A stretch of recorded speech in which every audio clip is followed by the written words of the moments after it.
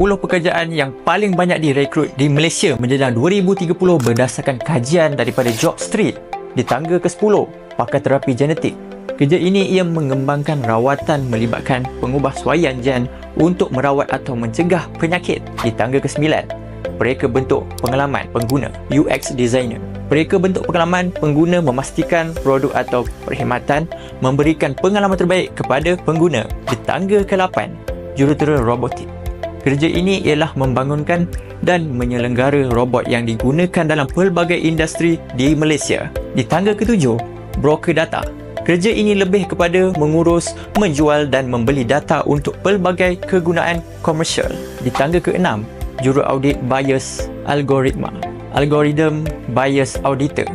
Juruaudit bias algoritma akan memastikan algoritma yang digunakan tidak memaparkan prejudis dan diskriminasi. Setakat ini, ada yang sudah bekerja dalam bidang ni atau sedang on the way? Nak tahu lagi top 5? Komen nak untuk part